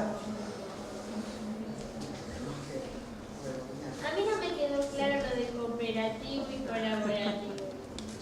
No me quedó claro. Hay autores que distinguen desde el punto de vista del aprendizaje, que digamos, distinguen entre aprendizaje colaborativo y aprendizaje colaborativo. Viéndolo a veces hasta con el método de enseñanza. Y lo que hacen foco es en distinguir en que en el aprendizaje colaborativo, vos, por ejemplo, tenés una actividad, pensemos en la escritura. ¿Sí? Vos tenés que escribir un texto. Y el texto tiene diferentes partes, por ejemplo, una introducción, ítems relativos a a ventajas y desventajas del sistema de producción y una conclusión y las referencias. En el caso de un aprendizaje cooperativo, dice el autor, sin pensar en otras variantes del trabajo grupal, vos dividirías el texto en partes, ¿sí? Y cada uno, por ejemplo, se ocuparía de una parte, ¿sí? Es En el cooperativo. O dividís los roles, uno escribe, el otro revisa y el final le hace una revisión final. En el caso de aprendizaje colaborativo, se hace énfasis en que esta distribución de roles puede existir, es decir, puede inicialmente existir, pero tiene que ser más flexible. E incluso pensar varios roles en diferentes fases de la escritura para diferentes participantes. Es decir, vos no tenés que el producto final no es la suma de las partes, sino que todos intervienen en el producto, ¿sí? Ocupando por ahí, si querés dividís la escritura inicial en partes, pero después todos tienen que participar reescribiendo, revisando las diferentes secciones, por ejemplo. Es decir, es como una cuestión de gradación, ¿no? Por ahí difícil decir una cosa u otra, pero como que una tendencia, por eso nosotros en el trabajo hablamos como una tendencia a lo colaborativo, donde los roles no son tan fijos. Y más allá de esto pensando en la intervención docente, pero en el trabajo cuando dice, bueno, hagan un trabajo grupal, ¿sí? Si los estudiantes dividen una parte para cada uno y después suman todo, eso sería un trabajo grupal que tendríamos que ver si llamamos cooperativo o no, pero definitivamente no es trabajo colaborativo, ¿sí? Entonces la idea es buscar o pensar en diferentes estrategias que puedan promover realmente el trabajo conjunto. En mi caso me interpela el tema de la escritura, pero podés pensarlo para otro tipo de actividades que no sean la escritura. Hay un autor que a mí me gusta mucho, que es un autor suizo, que realmente lo recomiendo, se llama Dillenburg. No sé si estaba en las referencias, pero sí va a estar, lo voy a citar seguramente, porque en un momento cuando empecé a leerlo me volví como su fan. Y tiene igual su bibliografía, o parte de su bibliografía abierta, es decir, que si ustedes buscan, enseguida van a encontrar.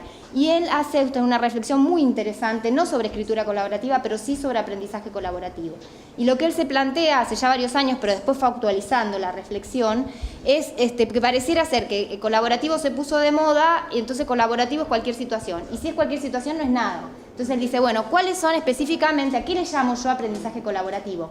Y me pasa algo similar al empezar a pensar en la escritura grupal, es decir, ¿a qué le voy a llamar escritura colaborativa? No es simplemente escribir en grupo, sino que hay una especificidad, hay una cierta orientación a lo colaborativo, para no pensarlo en términos taxativos. Realmente te recomiendo los trabajos de este autor, se llama Dillenburg. A ver si tengo... Yo no tengo justo porque a veces tengo, pero hoy no. D-I-L, bueno, si no después te lo paso, pero D-I-L-L-E-N B larga O-U-R-G. Algo así es, no sé si hay una H final o no. Listo, gracias. Sí, así. Realmente, después hay otros millones de autores que hablan sobre aprendizaje cooperativo y colaborativo, pero en particular él me parece que además tiene una manera de reflexionar y una manera de escribir que es muy interesante, es decir, leerlo por el concepto y por la manera que tiene de pensar de cómo plantear un concepto y al mismo tiempo ponerlo en conflicto, plantear, abrir el pensamiento, que me parece interesante. Es así, si no me equivoco, es así. No sé si con H o no, pero es sí, es un autor suizo. Pero después hay otros autores, en España, el grupo de Gros Salvat ha reflexionado mucho sobre el tema de aprendizaje colaborativo, y actualmente también hay estudios interesantes. Una profesora que se llama Wash, que después igualmente voy a citar en el texto, que está trabajando sobre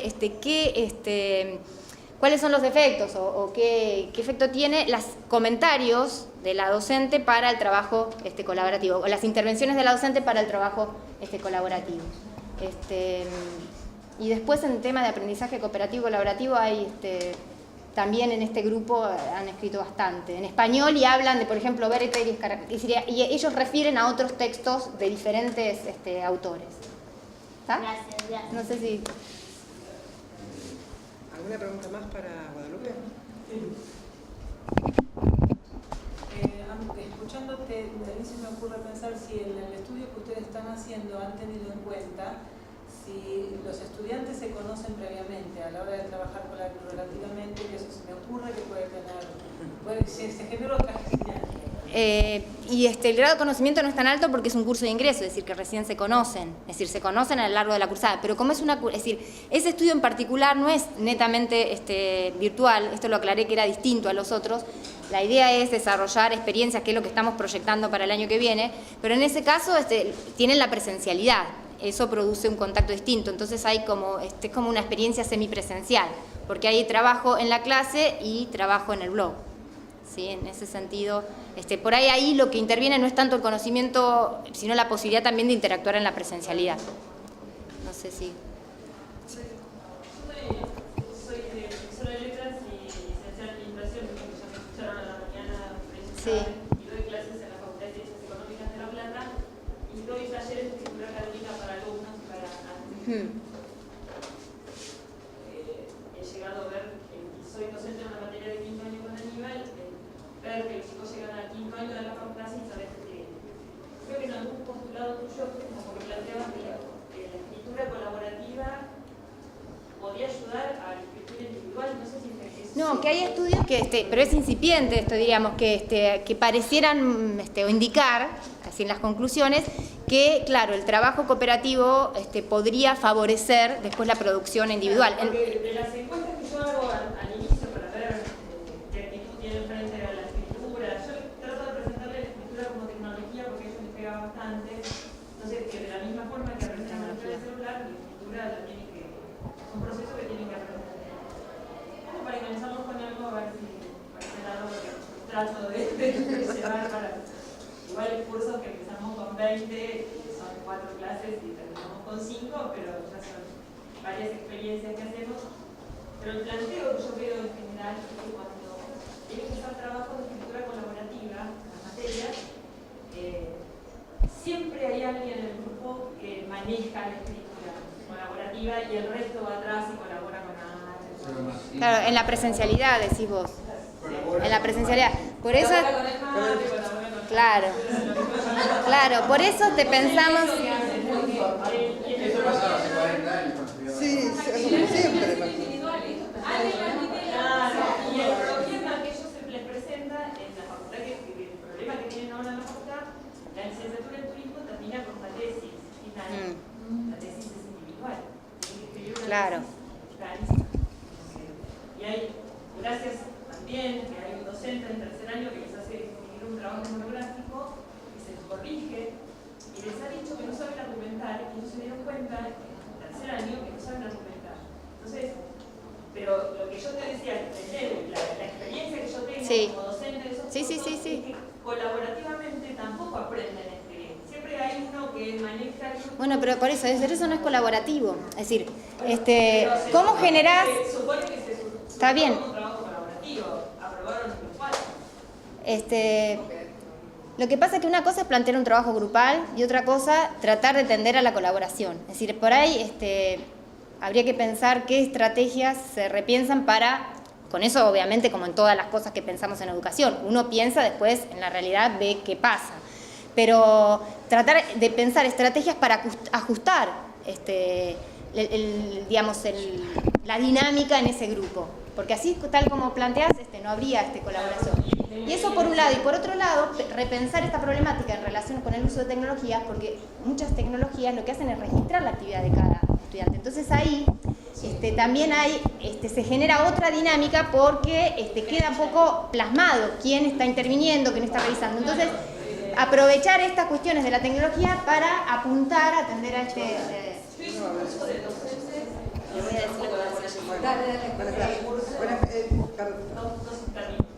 Dale porque así... Un curso de docentes sobre trabajo colaborativo y vos decís, bueno, somos todos docentes, estamos haciendo un curso de trabajo colaborativo, llegaba el momento de tener que entregar el trabajo colaborativo y yo había escrito 10 páginas, una dijo, me parece bien lo que pusiste y... Por eso No, una cosa nada más, agregar 2 cosas. La primera es que un docente en tercer año de la universidad se horrorice porque los pibes no saben argumentar. Lo que hay que preguntarse ahí es quién les enseñó a argumentar antes. Eso es lo primero, que argumentar se enseña. Y la otra cosa es que a colaborar se enseña. no solo en el diseño de la actividad, sino que hay que enseñar a los jóvenes, a los pibes, a quien sea, a colaborar. Si no, no lo aprenden solos. Exactamente, no darlo por sentado, es decir, juntar gente para hacer un trabajo de escritura o una escritura. Por eso ahí se foca en el rol del docente. Estoy fuera de juego de lo que era pedagogía, yo vengo de la administración, y la administración para mí, como la filosofía es madre de toda la ciencia, la administración es madre de toda la disciplina. Y lo discuto a quien sea. Ah, no.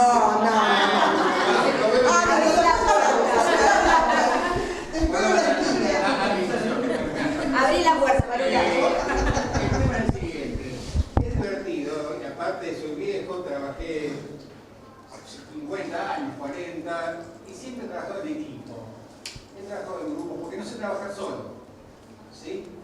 Pero una cosa, y lo tenemos que distinguir, si nos esperamos colaborativo, cooperativo, en definitiva el trabajo de consultoría termina siendo uno escribiendo solo. Yo he trabajado hace 40 años en consultoría y termina uno, el otro puede aportar de costado, puede decir, che, flaco, ¿por qué no pones la palabra pero en vez de por? La vida real es esa, o por lo menos las consultoras que he trabajado son antiguos. Bueno, pero la vida cambia también, uno puede proponerse cambios. La vida cambia, porque entramos en discusiones filosóficas profundas cuando la vida real es esa. Bueno, la vida real es heterogénea, ¿no? Hay campos heterogéneos, no todos los campos son iguales. Para nosotros en la vida real también hay colaboración, no solo para los estudiantes. No digo porque es importante reconocer que hay experiencias heterogéneas. Lo que sale el estudiante en ciertos aspectos, en el turismo, puede ser en la administración, trabajan trabajos individuales finalmente. Puede ser en equipo, que es distinto trabajar en equipo. Es otro enfoque. Pero Bueno, Sí. Bueno, vamos a Gisela, si no, no te vamos a tener el tiempo Gisela de Gisela. No hay problema. Comentarios para la cuestión de Gisela. Gisela. No se esfuerzan. Si no quiso yo, que tengo un montón, aprovechen porque... me permite seguir otro juego de vida que quería. Sí. Ahí hay tres. Sí, bueno, si yo no conozco fundé la historia del Flaxo, pero si tiene 10 años, entiendo que hay, grosso modo, claramente dos etapas. Una que no era 2.0, que sin redes sociales, y una con, ¿no? En cuanto a lo tecnológico, pero también a lo pedagógico. Me parece que un poco lo que vos mencionabas respecto a un nuevo escenario, un nuevo contexto, tiene que ver con lo que ha pasado. Creo que la educación en línea, me imagino que tiene que ver un poco con este salto, ¿no? Mi pregunta tiene que ver con cómo vos entendés las diferencias respecto al aprendizaje en uno y otro escenario, ¿no? Digo porque a mí me parece que pasan dos cosas. Que los estudiantes hagan cosas por fuera de lo que uno tiene pensado es inevitable. Y a la vez se producen cosas respecto a lo que aprenden. Independientemente de por dónde andan, más allá de lo que uno pensó, algo les va pasando en el proceso y después vuelven a lo que uno más o menos pensó como docente y intentó generar una experiencia, digamos. Entonces, bueno, primero, si compartí esta idea de que hay dos escenarios diferentes en estos 10 años, ¿cómo te sentís más cómoda vos como docente en uno y otro, digamos? Y cómo ves, que principalmente me preocupa, que un poco recupero la pregunta de Sara, el aprendizaje de ellos, digamos, y a mí me parece un escenario mucho más sofisticado y desafiante este otro, digamos, hasta desesperante por momentos, digamos, pero bueno, lo quería...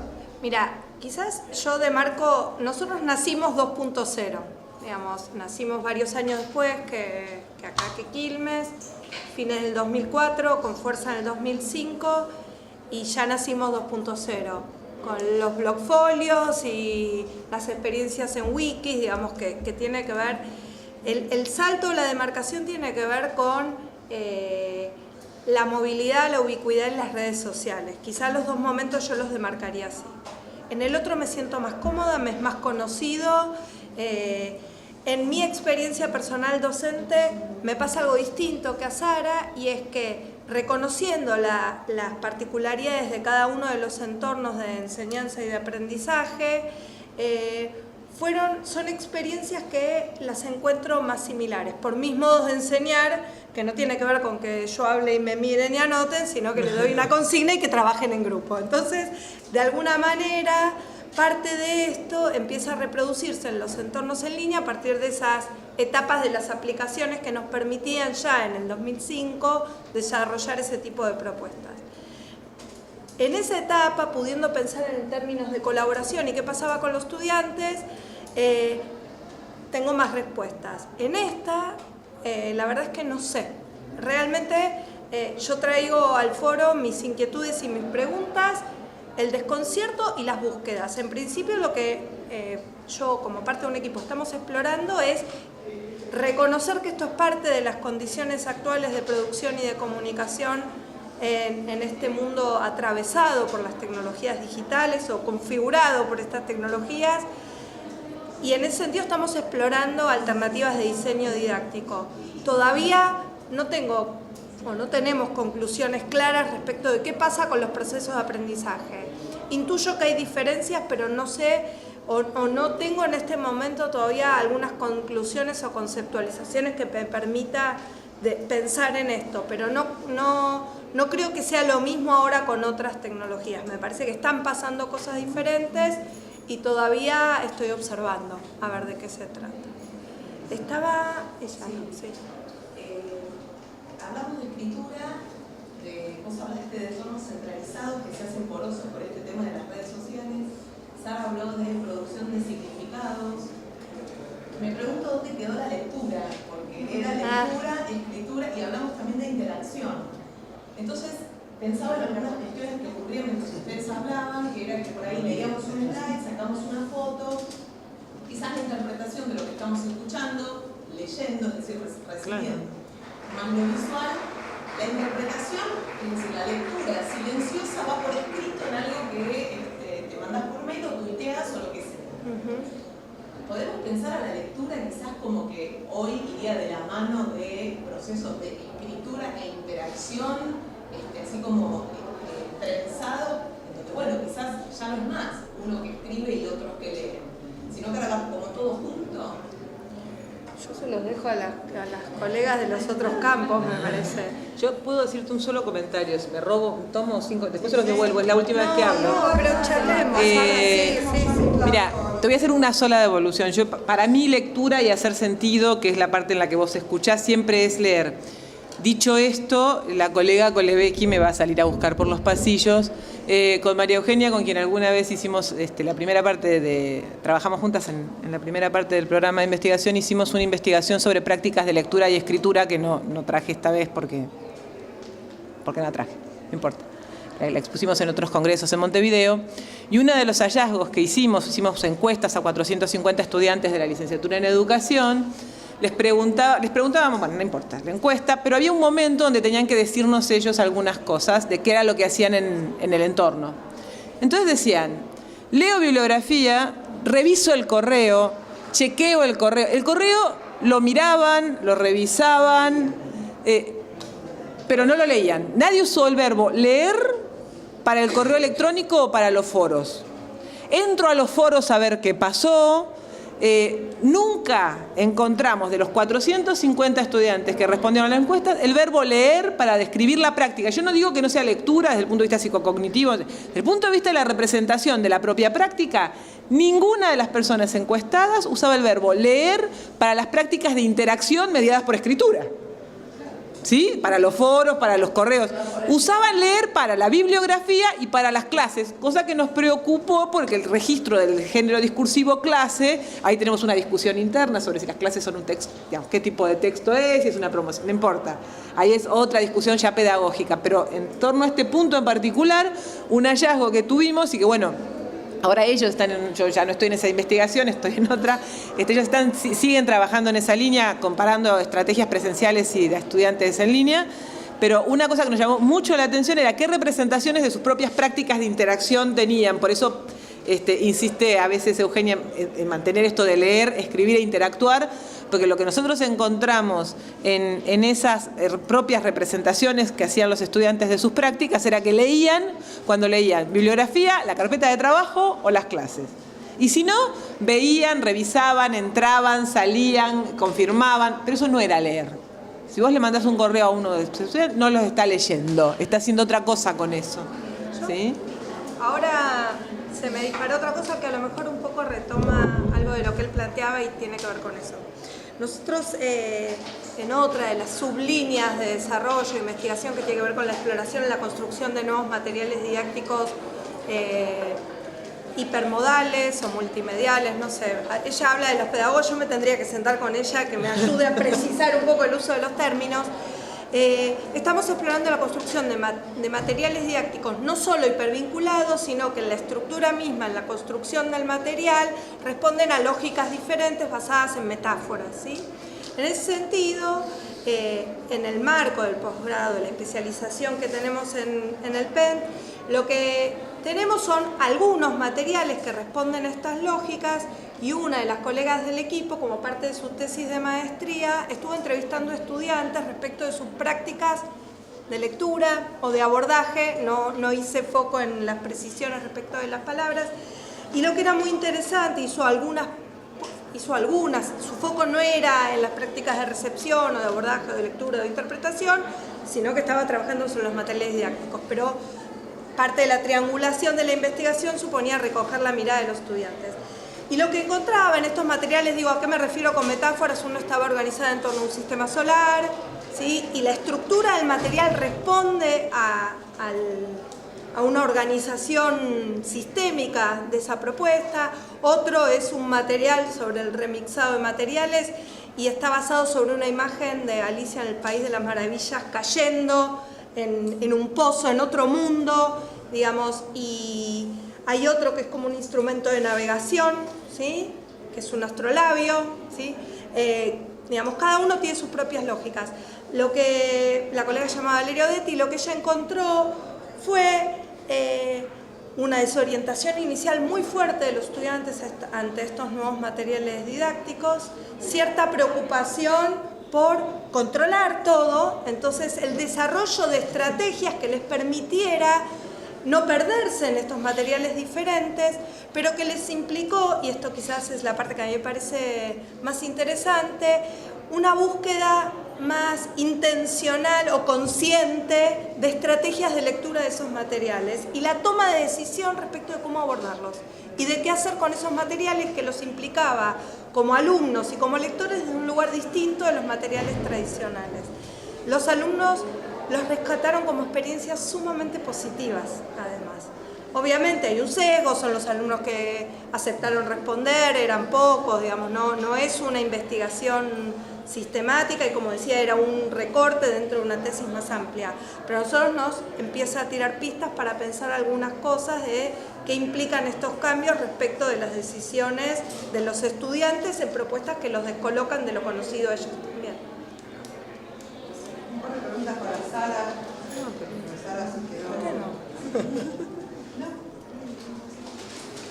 Una mención, y la experiencia que antes pasaba no era la clase con el PowerPoint y charlar también a la vez, lo que menciono, lo que mencionó Tower, que los alumnos hacían distintas acciones a la vez, ¿no? A mí me pasó algo similar, y los alumnos, chicos de 23, 24 años, todos con el celular sacando fotos al PowerPoint, sin copiarlos, ¿no? O sea, una acción menor. Entonces les pregunté qué hacían después con esto. ¿Sí? Lo bajaban a la computadora y lo imprimían, eso para evitar nuevamente copiar, y me decían que no. Ellos no lo copian. O sea, lo único que hacen es evitarse en la clase, copiar, lo único que hacen es sacar la foto y poder seguir escuchando al docente, y después en la clase copian, porque el aprendizaje de copiar, o sea, en el momento leer y copiar, lo consideraban que era una forma de aprendizaje. Si no se cortaba una etapa de estar leyendo directamente. Entonces, o sea, seguía con el mismo procedimiento, digamos, tradicional de una manera, en leer un apunte y, bueno, leer los apuntes de clase. Entonces ahí el aprendizaje me parece que sigue continuándose, digamos, de la misma manera creando, solamente utilizando la tecnología como medio para evitar en clase que están copiando. Todos respondieron lo mismo, o sea, encontré una camada que hacía ese procedimiento. Me pareció raro, la idea de, digamos, es imprimir, sino no tener la clase de impresa. Esa era la primera que tenía. Chicos de 23 años. La primera camada de que tienen conectadas las computadoras.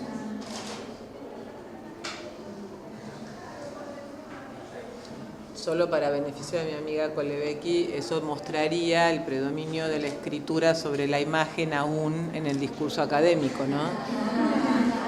Porque si siguen sacando las fotos y después escriben y está la práctica de la escritura con el cuerpo, evidentemente la escritura sigue siendo el modo privilegiado de acceso al conocimiento, al menos en sus representaciones. No estoy diciendo que así sea. Hay una investigación dando vueltas que lo que hizo fue comparar alumnos que tomaban nota en computadora y alumnos que escribían.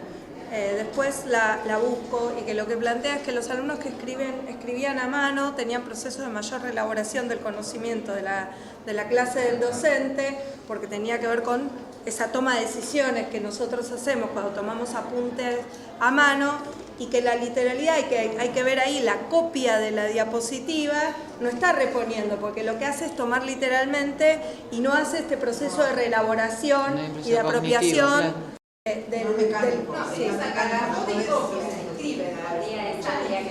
Sí, hay que compararla, ya lo sé. Dije, es una investigación que está dando vueltas. Con personas para las que primero adquirieron muy fácilmente la escritura y después pasaron a la otra.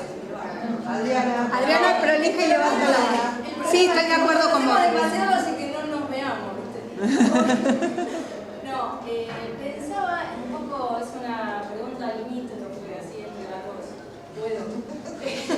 Pensaba en esta cuestión de la pérdida de control, ¿no? Y de lo que las inquietudes o los desasosiegos que como docentes nos generan formas nuevas de leer, de escribir, lo que decía la compañera de ahí. Y se me venía a la mente una cosa, o sea, una pregunta que yo me hago es, si no, en la pedagogía antigua o anterior a que pasara todo esto, creo que también pasaba, si no tenemos hábitos, no tenemos una cultura o formas de recuperar aquello que es incluso, o sea, siempre hay una diferencia entre lo que un docente o cualquier hablante habla o produce y lo que el otro entiende. Es inevitable, no hay algo, nunca se logra, por suerte, por un lado. Me acordaba una anécdota genial que es, nosotros teníamos en la facultad un profesor, Nicolás Maya, que falleció, y que, digamos, era muy complejo su discurso porque estaba atravesado por teorías psicoanalíticas, lenianas, lingüísticas, semióticas, o sea, era complejo su discurso. Entonces, él daba largas parrafadas y lo que se circulaba en los pasillos es que nadie entendía nada. O sea, era lindo a veces escucharlo, pero nadie entendía nada. Entonces, un día él en una clase dice, se dice de mí que nadie entiende nada. O sea, que yo les voy a pedir ahora que todos me escriban en una parilla qué es lo que entendieron de lo que yo dije. Y se lleva todas esas hojas, ¿no? Y al rato, digamos, fue el recreo, porque también lo que se decía es que en italiano, que era el profesor que venía después, le hacía de traductora lo que él había dicho a las otras dos horas. Entonces, bueno, fue buenísimo, como que él compartió eso, digo, es una anécdota chiquita de un momento viejo, que tiene más de 15 años de anécdota. Claro, y digo, a ver, tal vez no tenemos maneras y tampoco tenemos la cultura de ver cómo captar esas distintas formas de hacer sentido de las distintas acentuaciones que producen otros y ver cómo eso, digamos, puede contribuir a ese proceso de enseñanza y aprendizaje que obviamente que el docente se supone que es el que o el equipo, ¿no? Que es el que tiene más responsabilidad o sabe más del tema, pero de golpe es interesante eso y creo que las nuevas tecnologías por ahí lo que hacen es como potenciar eso, pero que ya ocurría antes. No sé, es una sensación. Me dejó pensando, ¿no? Esa cuestión de la falta de control, que a mí también en la virtualidad previa, sí. 2.0 y ahora posterior, me pasa a veces como necesito decir una sola cosa. De por qué cuando leo algunos exámenes o algunos trabajos digo, buenísimo. no entendió nada, pero ese no entendió nada de, uy, está perdido, lo tengo que ayudar. Son ese tipo de disonancias distintas, ¿no? Sí. Yo solo tengo una cosa para decir, porque en la risa, en la simplificación, ojo, porque en la comparación nosotros podemos llegar a creer que tenemos el control las 2 horas o 3 horas que los tenemos adentro del aula. Lo que pasa antes, durante y después, tampoco lo sabemos, como no sabemos lo que hacen con Facebook, con Twitter, y eso no lo supimos nunca. No lo supimos con las redes sociales y no lo sabemos en el día a día y no sabemos lo que pasa con lo que toman, o sea, no lo sabemos. Lo único que yo tengo para reforzar en esto, digamos, y para pedirles que sigamos pensando, y que yo por lo menos me gustaría que después alguien me ayude a pensar, no es el mismo el peso social que le damos a la práctica de la escritura que al de la oralidad. Entonces, yo pensaba, yo también hago trabajos en grupo y paso por los grupos, pero si yo entro a un grupo y les digo, a ver chicos, ¿en qué andan? Sí, vayan por acá. No es lo mismo que si yo entro en un foro y escribo, me parece que la intervención de fulanito va por el sentido correcto. A partir de ahí, todos escriben con la misma estrategia discursiva que escribió fulanito, la misma retórica. Digo, puede tener que ver con un estilo también de no tener los recursos semióticos y discursivos para lograrlo de otra manera. Pero el peso que todavía tiene socialmente la escritura respecto de otros modos, de hecho justo lo decía ayer, bueno, en otro lugar de clases presenciales, yo no conozco ninguna institución que acepte tesis de doctorado todavía que no sean escritas. Es decir, todavía hoy en las universidades del siglo XXI, de la web 2.0, de todas las redes y las tecnologías, si uno quiere ser doctor, tiene que escribir. Aunque el doctorado sea en tecnologías digitales y multimodalidad. Tecnologías digitales y multimodalidad, ¿y qué es? Un texto escrito, aunque sea un poquito. Sí, en comunicación están permitiendo ahora en licenciatura en la UBA, creo, y acá también algunos trabajos finales audiovisuales. Pero como trabajos que muestran que saben producir profesionalmente, no necesariamente porque el conocimiento que se construye mediante imagen en movimiento, ¿eh? Perdón, era eso nada más, hablar que lo del control no está todo bajo control. 28, cuando los de 10 años ahora tengan no sé qué edad, y sacan estamos hablando del sector de 20 a 23 años. Sí, estamos hablando de una institución que tiene 1000 años, que es la universidad. No sabemos qué hacer cuando los alumnos producen de otra manera, o sea, escriben